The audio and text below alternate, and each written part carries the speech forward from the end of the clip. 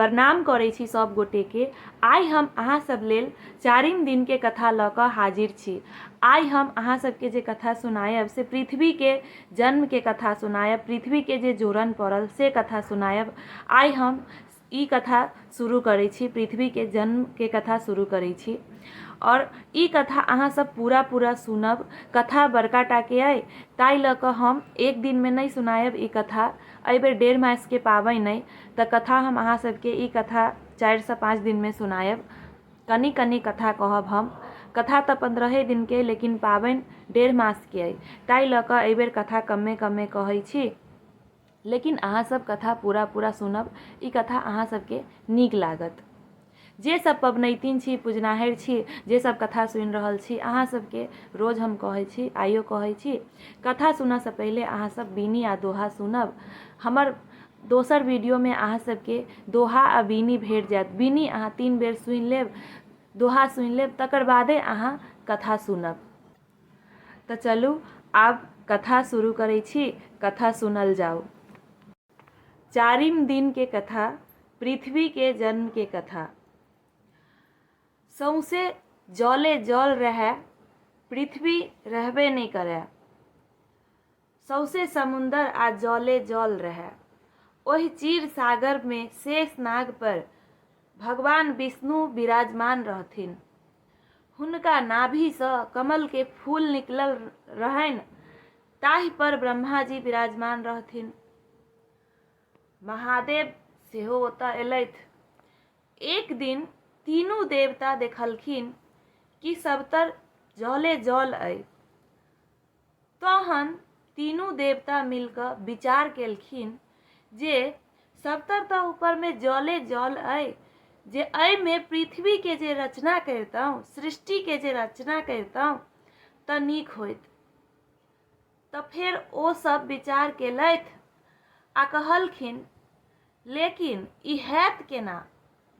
फेर सोचलथि जे पताल में नीचा तऽ जरूर माटि हेबे करत, से पताल से माटि आनल जाय आ पृथ्वी के रचना कैल जाय। तखन कहलखिन जे ठीक छै, पताल में रहऽ वाला जीव के बजाउ, हुनका कहियौ पताल से माटि आनऽ लेल। पताल में तऽ अनेको जीव अइ, पानि में नीचा रहऽ वाला जीव सब, कीड़ा मकोड़ा, सांप माछ, हिनका सबके बजाउ। ओ जल में रहऽ वाला जीव सब एलथि, हुनका सबके बजायल गेलनि। हुनका सबके कहल गेलनि जे अहाँ सब पताल में जाउ आ पताल में सँ माटि लऽ कऽ आउ, ताकि ओही माटि सँ पृथ्वी के रचना कैल जायत, जोरन पड़त पृथ्वी के, जाहिसँ पृथ्वी के जन्म हैत। ओ जीव सब कहलखिन जे हमरा नहीं लायल हैत तऽ हमरा नहीं माटि लायल हैत, हम नहीं लायब माटि तऽ हम नहीं लायब माटि।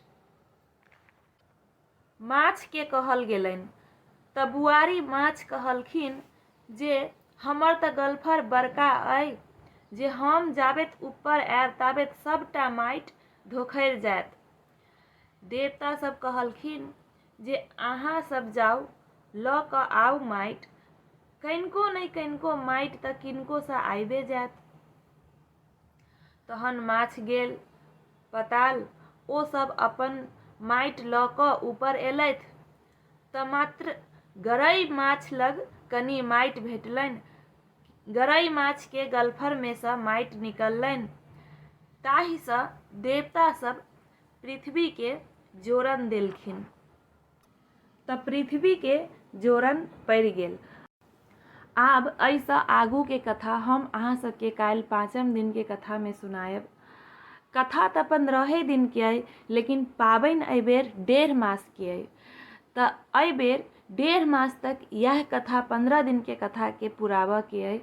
ताहि लऽ कऽ एहि बेर कथा कनिके कहब, कनिके कथा हैत, कियाकि रोज कनी कथा सुननाइ जरूरी रहै छै पूजा काल में। तऽ एके दिन में हम यदि पूरा कथा कहि देब तऽ कथा तऽ 15 से 20 दिन में खत्म भऽ जायत। तैं लऽ कऽ एहि बेर हम अहाँ सबके कमे कथा कहै छी। एहि के आगू पृथ्वी के जोरन पड़ला के बाद जे सब भेल से सब कथा हम फेर काल्हि सुनायब। ई कथा कनी बड़का टाके अइ तऽ तैं लऽ कऽ ई कथा हम अहाँके 3 से 4 दिन में हम अहाँ सबके कहब। तऽ आइ 4म दिन के कथा समाप्त भेल। आशा करै छी कि अहाँ सबके हमर कथा नीक लागैत हैत आ ई कथा तऽ जरूरे नीक लागत। ई कथा कनी बड़का अइ आ हम पूरा कथा कहब। अहूँ सब ई कथा पूरा सुनब। पूरा सुनला के बाद अहाँ सबके ई कथा जरूर नीक लागत।